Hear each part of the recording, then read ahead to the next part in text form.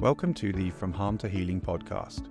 I'm your host, Chris Jones, and I'm a therapist who runs the From Harm to Healing treatment program, an online program for men who have engaged in infidelity or compulsive sexual behaviors within the context of an intimate relationship. I started this podcast to illuminate some of the common blind spots within the treatment fields for compulsive sexual behavior or sex addiction through the lens of the deceptive sexuality trauma model.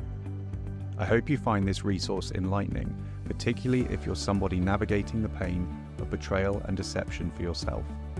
Thank you for listening to the From Harm to Healing podcast. I've continued having some in-depth conversations with Dr. Minwalla about the DST model and about some of the most important concepts within the model. And we're continuing now with a discussion around attending work, which refers to the need to attend well or grow in our ability to attend to the traumatic repercussions of the secret sexual basement for the intimate partner and the family system. So the episode today is the first part of that conversation.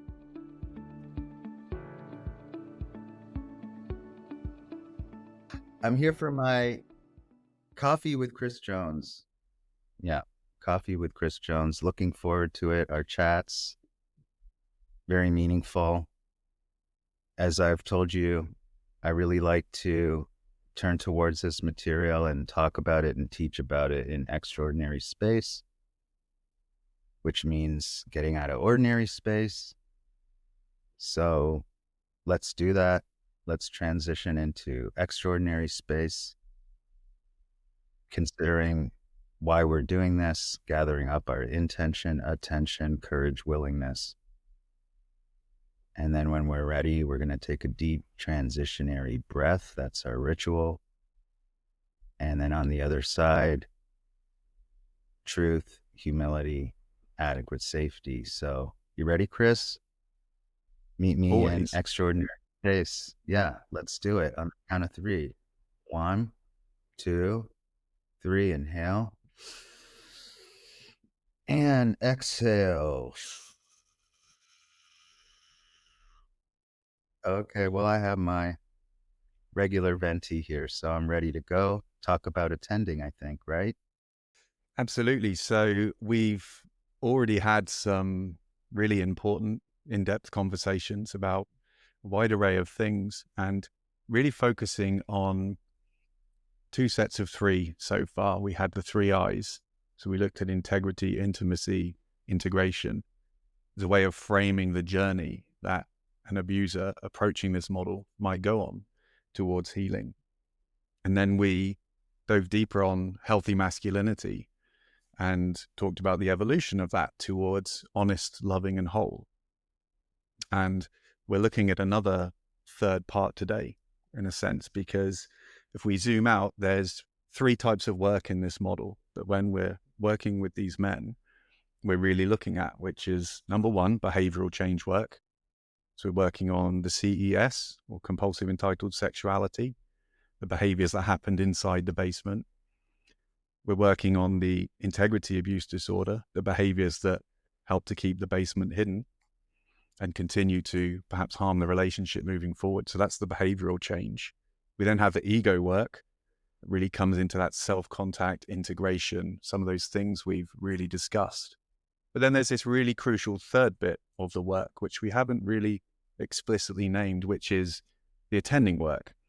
So this is really looking at how we can attend to the traumatic impacts, to the harm that has incurred in the relationship, to what is going on for the people harmed by the secret sexual basement. So it seems like the natural progression from where we've been to now come to this topic, this huge and important topic of attending work. So really love you to just start by introducing this idea to us, why it's so important, and we can go from there. Absolutely, Chris. So you're right. I think the last time I was here, it was integrity, intimacy, integration, the 3 I's, right? Those 3 concepts. And part of the beauty of those is it boils everything down into human terms, and these are paths that you can travel on, and all humans can move towards these three things. So it's very useful, and it's very much something that was developed around helping the abuser, the person who had the secret sexual basement, moving towards more integrity, intimacy with self, and integration. And then in terms of treatment and getting more clinical now and getting very specific and technical in terms of actual, what do you focus on here? It's a really big picture. It's a two-part problem. There's so much trauma, 3 phases of trauma and abuse, 22 injuries and symptoms.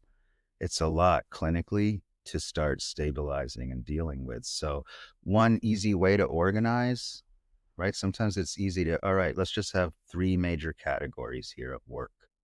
Notice the term work.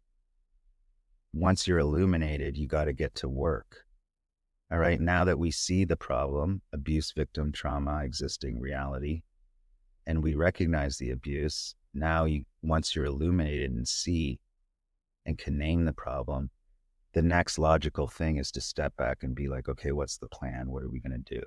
And then immediately the word work comes in. You need a plan of what you're going to do, actions.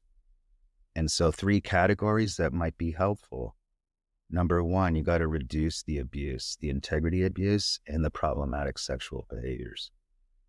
No more lying, no more dishonesty or intentional manipulation, or any of those integrity abuse behaviors. There's a lot of them: deflecting, minimizing, rolling your eyes, callous attitudes, a lot.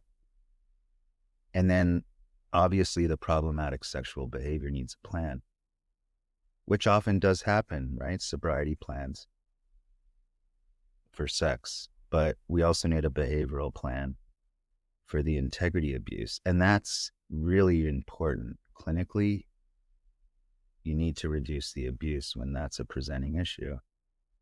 So that's one type of immediate work that has to happen, is how do we reduce the integrity abuse behaviors, and how do we reduce and have a plan for this problematic sexual behaviors? So one category of work, behavioral change. Then the next category of work is ego work. That's a very big topic right there for the abuser and the person who built the basement.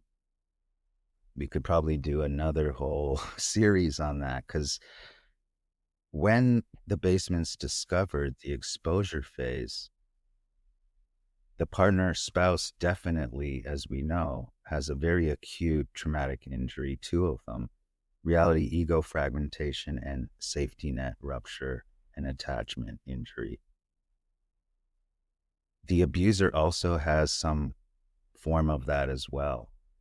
And so often his journey in exposure phase starts with the car crash, his own ego shattering to some extent. The guy he thought he was, a man of integrity, is shattered. And now he has to integrate this new information, including looking at and integrating this abuse, victim trauma reality that's really, really excruciatingly difficult.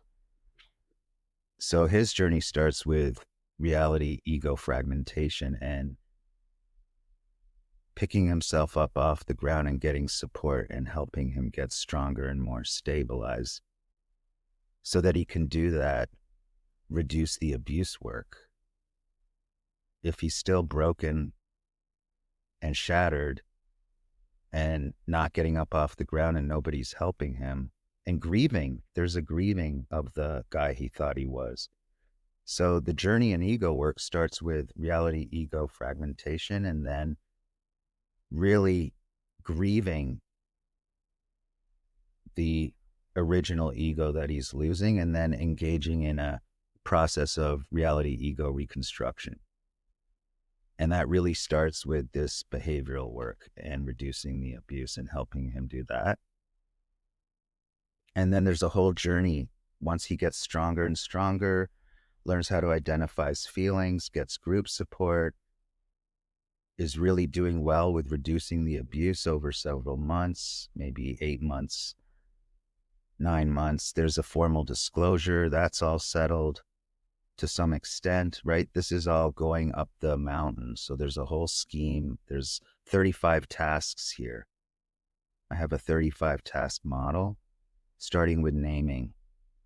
And it starts at the scene of the car crash. And it starts with, okay, let's help him just name there's an abuse, victim, trauma, reality. So there's this whole journey going up the mountain of reality, ego, reconstruction. Then when he gets to the top of the mountain, that's where mountain work starts. Using the metaphor of someone who bombed a village finds the courage, willingness to go up to the top of the mountain and look down. And mountain work is a type of reconciliation work, reality, ego, reconciliation. What it is, it's the abuser reconciling with the damage he's caused. And it's a very delicate psychological process of shadow integration. Going up to the top of the mountain as someone who bombed the village and slowly metabolizing the reality on the ground. And you're reconciling two things: the abuser's internal subjective reality and who he is with the damage he caused, the reality on the ground. So mountain work is a very complex personal journey of reconciling with the damage. But you can't do mountain work until you've gone all the way up the mountain, which takes a lot of ego strength and health. So you got to build up that ego in order to do mountain work. Once you've done mountain work, you've really looked at, come to terms, you understand the damage, at least intellectually, theoretically, visually. Now you have the strength to come down the mountain and start humanizing the village and actually start to approach the people in the village and learn how to sit with them. Learn how to listen first. And then even more advanced skills, learn how to actually help them get their stories out by holding their voices and really vibing in and resonating as empathic witnesses. Those are even deeper attending skills. And then stage 4 and 5, how to reintegrate, how to rebound as a relationship and as individuals, how to grow and become stronger, including as a couple, as a relationship, how to become stronger, and what are some of the skills in how to deal with this. So there's more advanced stages of attending work called dealing. So there's, as you come down the mountain here, those are really the attending skills, starting with mountain work and then coming down into sitting with, learning how to listen, how to be quiet, get your ego out of the way, then how to come down even deeper and how to hold your partner's voice, how to vibe in, how to create conditions, and then how to actually have conversations and make thoughtful commitments, how to safeguard commitments. That's all dealing, right? How to communicate authentically. Those are the higher level ego skills required for the higher level attending skills. So tasks 18 through 35 are actually technically the attending skills for the abuser. Tasks 1 through 17 are reality, ego, reconstruction up the mountain. And then there's mountain work at the top. And then when you're coming down, then you have those higher level attending skills. Attending work starts right. So there's 3 types of work, right? That was long on ego work. I was really just giving you a flavor of there's a lot to ego work.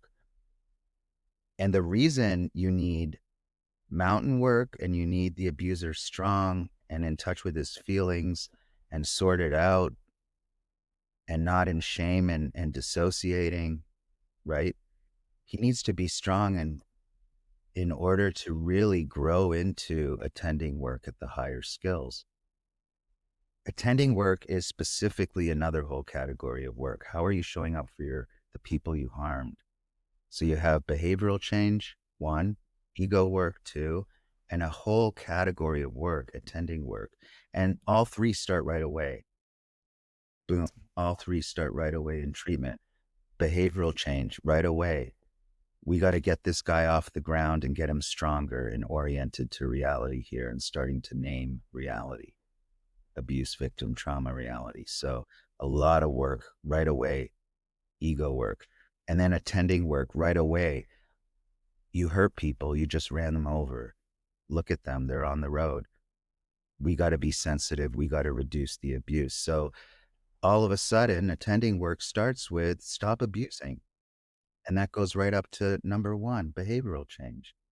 And if you're trying to help someone stop abusing, then they have to be able to name the abuse. And they might have a lot of defenses. So that's already ego work. So they all interrelate. They all go together. You can't just help someone attend to their partner when he's all mushy inside. How can he show up and be strong? You got to be strong, stable, and really be able to hold, listen, sustain attention. These are all really powerful skills, but they take development. And a lot of us as men don't have these skills to be gentle, to slow down, to listen and get our egos out of the way, to not come in a one-up position, to actually value what women say, right? There's so much in terms of attending, right? But it starts with being honest. And so this whole journey of going up the mountain is all about reducing the abuse and being honest. That's all attending work, because immediately you're saying no more lying to your partner or the people upstairs. Right away, it's like, we need truth coming out of your mouth every single moment. The minute you lie, you're hurting them again. You're intentionally manipulating their reality again. And that's what you're in treatment for. So right away, attending work starts. And what does the word attend mean? Right? The word attend means to be present with, to go to pay attention to look after, to take charge of. Literally, I think I got that off the internet. Let's go through it again, because that's really what we're talking about right now, is that third category, attending work. So really, what is that? Well, the word attend, to be present with. That means skills on being present. To go to, that means turning towards and approaching. To pay attention to, eye contact, body language, being interested in. To look after, to take charge of, right?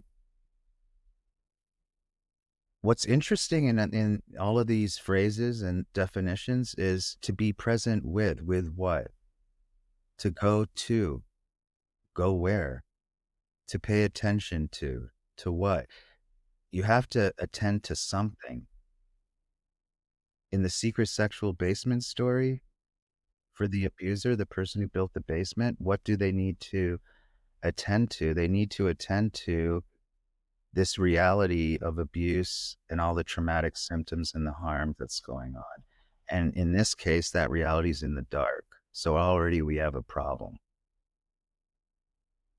right? There's this big need to be present with, to go to, pay attention to look after. If you don't know there's an injury, if you don't know there's a type of abuse or a car crash, if you don't see that, and if society doesn't see that, then how are you going to attend? Because what are you going to attend to if you can't see it? So that's why the first task in this journey is naming. If you want to attend, you got to figure out what you're attending to. And unlike a car crash that we know and can see immediately, we would run over. In this case, we don't run over. In fact, we don't even turn towards because we don't see it. So it's a very unusual situation, a very unusual circumstance. It's a very profound type of abuse and traumatic sequences. And what's so unusual is it's in the dark. And so when we get to the concept of how do we care for the people who are suffering, the very first thing that we have to do is help people actually see it and name it first in this case, because nobody sees it and names it, like other injuries that you don't have to do that step.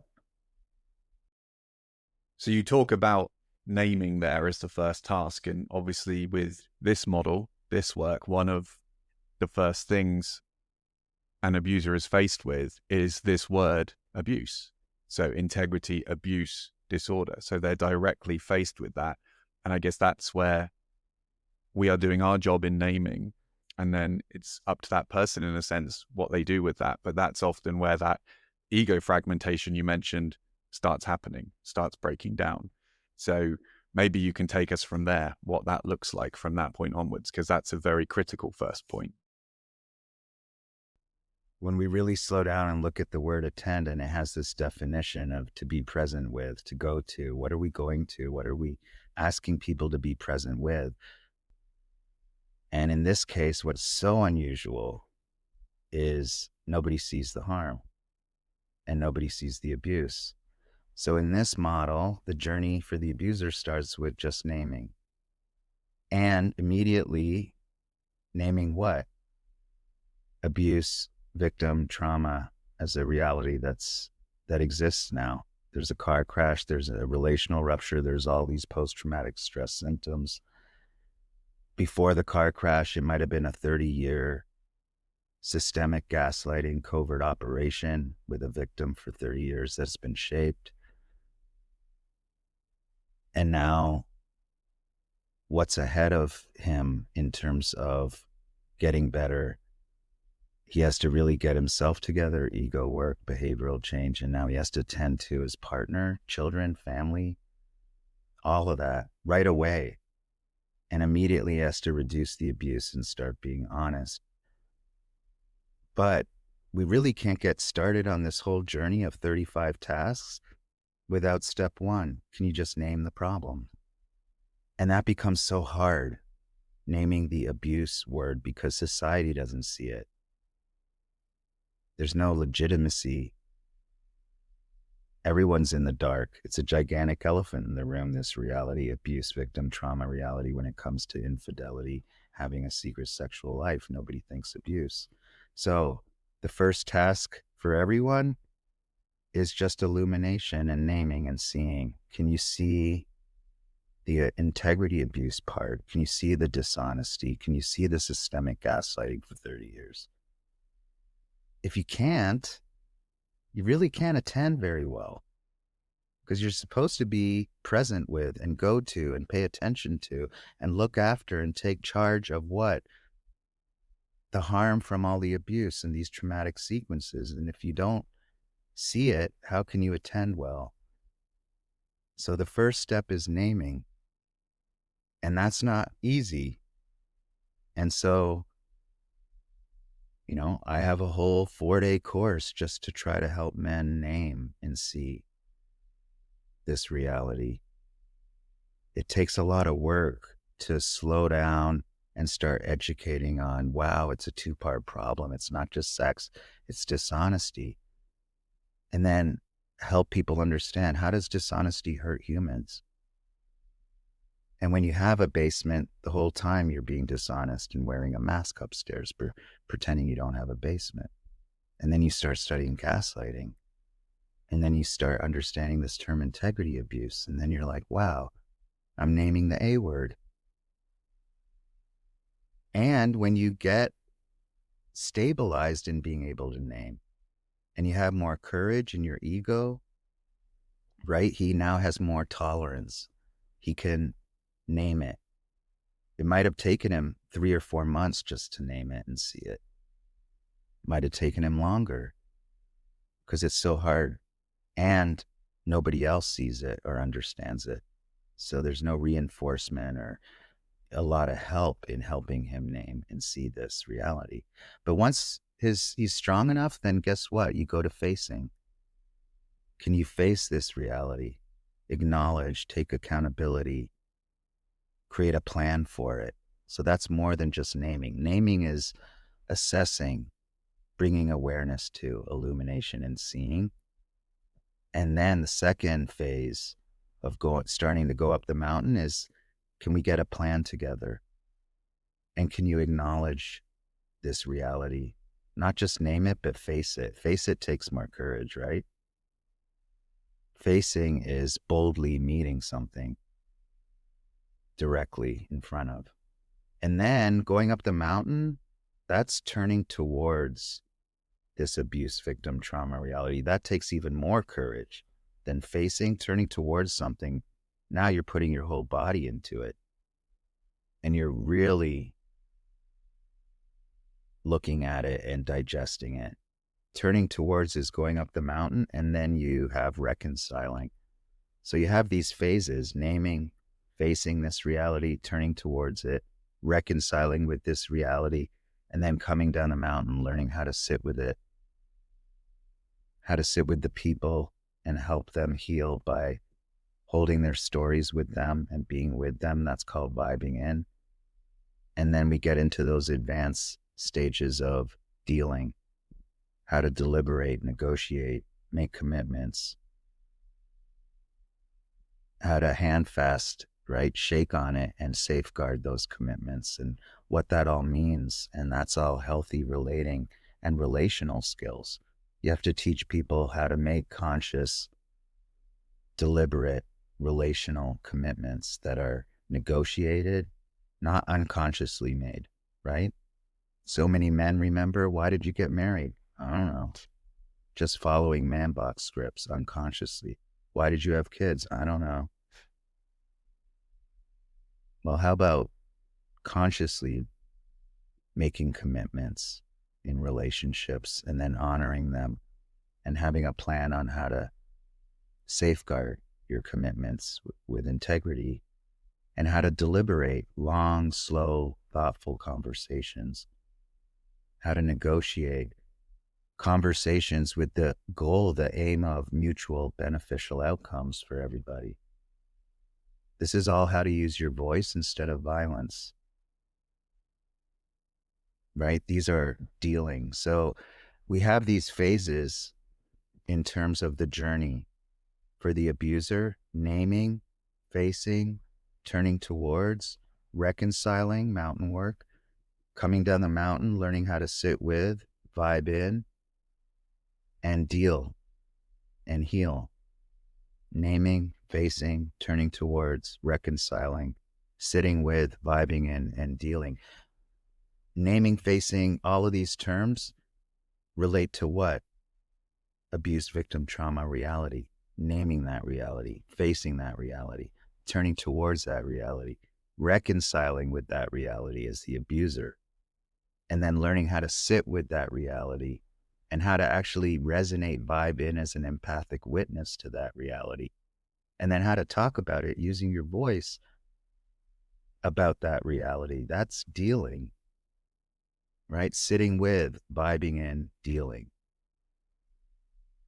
coming down the mountain, not just looking down anymore as a theory and as an intellectual village, but coming down and humanizing, learning how to sit with the people, learning how to hold the people and their stories under certain vibrations and conditions that really facilitate them getting their stories out finally, right? And then how to talk about this using your voice. Everybody learning how to turn up the volume on skills related to deliberation, negotiation, conscious commitment making, not unconscious commitment making, hand fasting, safeguarding. These are the skills of attending and dealing. But you can't get there if you're all mushy and you can't name.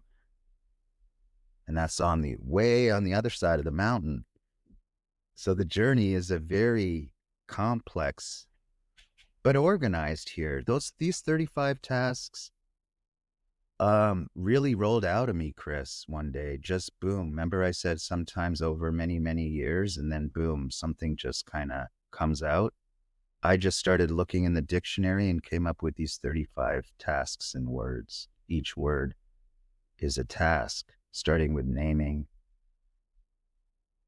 and then assess, awareness, facing, accountability, acknowledging, apologize, agree, assent, turning towards, assent, action, attest, reconciling, allow, appreciating, and addressing. Sitting with, I'm going to slow down there. Sitting with, what's underneath sitting with? Learning how to pay attention, how to hold, how to witness, how to remember with. Vibing in, resonating, bleeding with, not for. That's where your heart's really open as you listen and hold someone's story, that you're feeling with them as they're telling their story. So we could go into more and more of that, but that's kind of how the 35 tasks get organized. And really where it starts is just naming. And then as you brought up, Chris, just naming abuse is so hard. So, but that's the first task necessary for attending. How can you attend? How can you be present with something you can't see and name? So naming it is that first critical step, as we've said, and you're now adding this next really important step of facing it. And so can you give us maybe a little bit of insight into what that actually looks like in practice, how someone can start taking that step? One of the first things that I do in my work is help everybody. How do we turn to this scary, activating reality? And then that's where brain science comes in, because when we start that topic, then the brain really comes in strong, because our first line of defense with abuse victim trauma reality is to turn away, denial, avoidance. It's not happening. It's not real. Tell me it's not real. It's not happening. I don't want to deal with it. I don't have the energy. And I can't. It's too terrifying. It's too horrifying. So the brain has a primal instinct to turn away. That's normal. That's really normal and primal, this turn away instinct. So how do you help people turn towards this enormous word called abuse and this enormous reality of traumatic sequences that are off the charts? Often in the exposure phase, when someone finds out about the basement and the aftermath, it's high octane trauma. There's so much trauma going on. So how do you help people turn towards something so terrifying, especially as the abuser, the person who caused the damage, has way more choice to not turn towards? The people in the village, they have way less choice. They're living in it.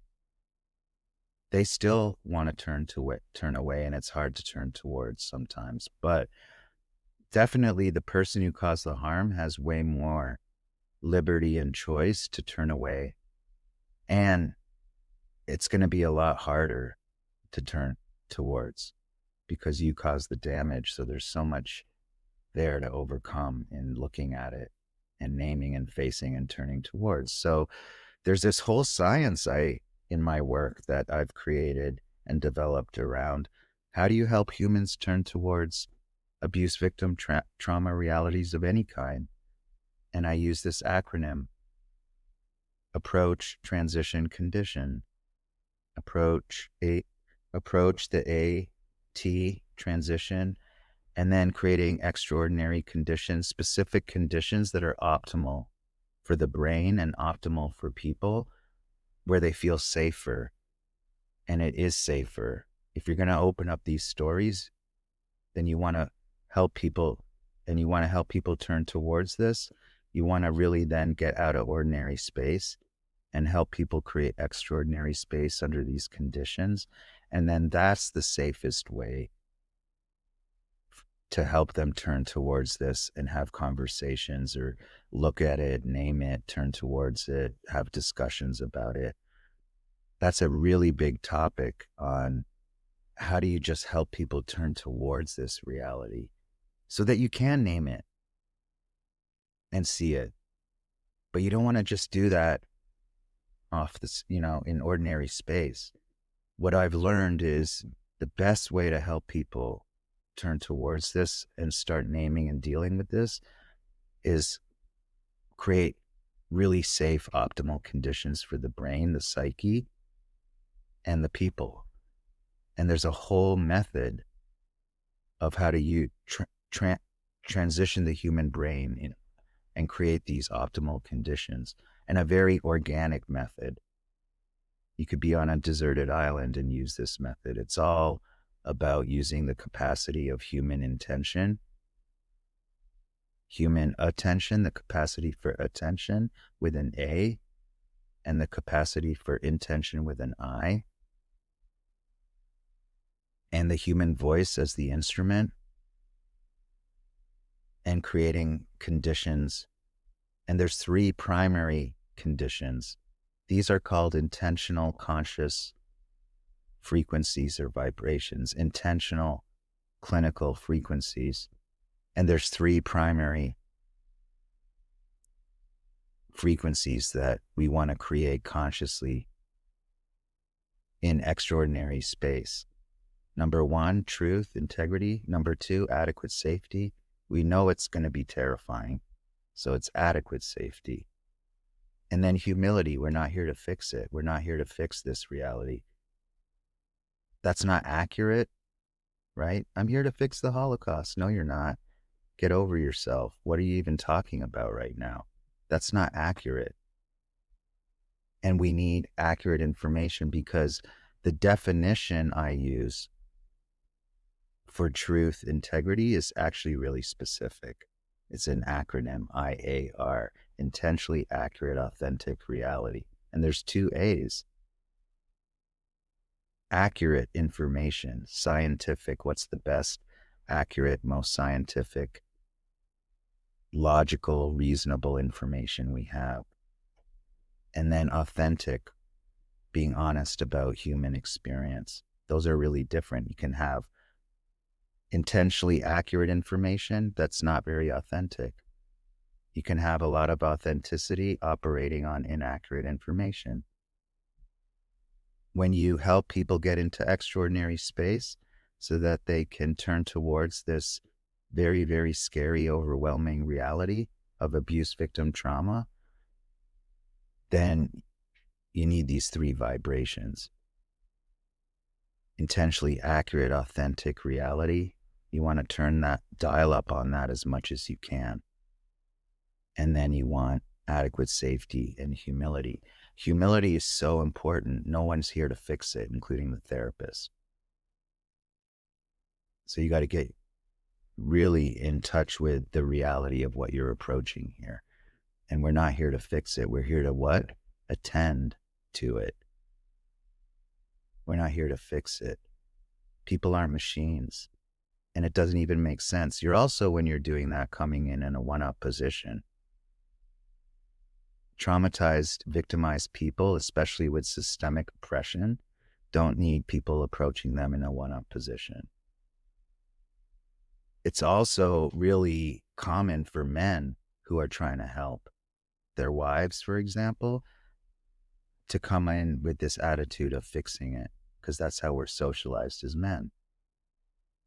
So already you have to help men understand, not in this situation. We're not going to come in with a cape like a knight in shining armor to rescue, to come in a one-up position with this mindset that we're going to fix it and that you're that powerful and that even makes sense logically.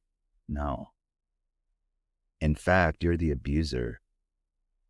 So it is really important that you have an intentional vibration of humility and remorse. But anyone that you're asking to turn towards any kind of abuse victim trauma reality, right?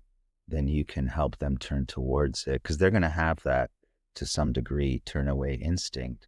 So how do you help humans turn towards approach, transition, and then create these conditions with these three, at least these three primary, like ABC 1, 2, 3. These are your three intentional conscious clinical frequencies: IAR, adequate safety, and humility, right? And then the approach, right? So this is literally the tool that I help patients and help men that I'm working with and help everybody that I would be working with, right? How to turn towards this secret sexual basement story and start to deal with it. Let's get out of ordinary space. Let's create these conditions and then let's do the work. Let's have that conversation. Let's educate about it in optimal conditions for the brain. And so then you have this first letter approach. And you want to gather up your courage and willingness. You really want to gather up your intention and attention. And you want to really get ready to switch gears and unplug and vibe in, which means putting down your phone. Because the people that you're going to attend to are the priority. That's why. People who are in trauma and suffering. And if you're going to be someone who wants to attend to them, they don't need someone approaching them on their phone. So you decide before you approach and transition. That's part of the approach. Get yourself together. This is not ordinary. Get yourself together. We're switching gears. Put your phone down, unplug to vibe in, or not.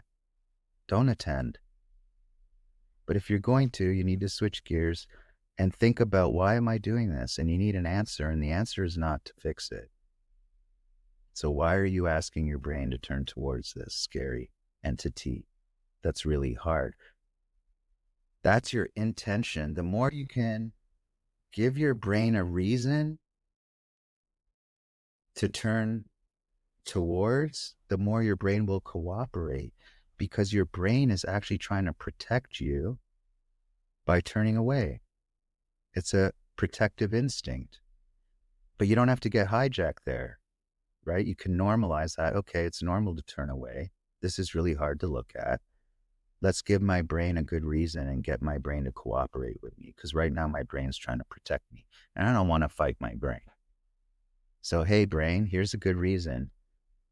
I'm not here to fix it, but this is the reason I'm turning towards my wife right now, these people right now, this topic right now. And then your brain can cooperate. And then when you're ready and you're all sorted out, you have all those answers, and you put down your phone, you're ready to go, you're ready to jump off the board, then your brain needs a ritual. That's the T. ATC. That's the tool of how to turn towards. Get yourself together. Courage, willingness, intention, attention. Once you're ready, that's your approach. Once you're ready, then you need a ritual. That's the T. The ritual can be anything, but the brain, the psyche, organically responds to rituals for important psychological transitions. The use of rituals has eroded with civilization, but we're bringing it back. And all it really is a signal to the brain. You're starting to train your brain. Hey, when I engage this ritual, whatever it is, it means we're ready to switch gears and go into extraordinary space. And then when you're ready to dive off the board, the first vibration you consciously go in with is humility. I'm not here to fix it. Boom. That's how I actually train men when I'm teaching them approach transition conditions. Right before you go in and make that transitional ritual, which can be anything. It can be a breath. I use the breath a lot.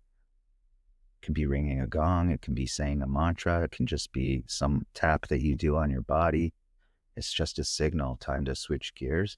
And the first thing you think about when you go in the space make that transition is humility. I'm not here to fix it.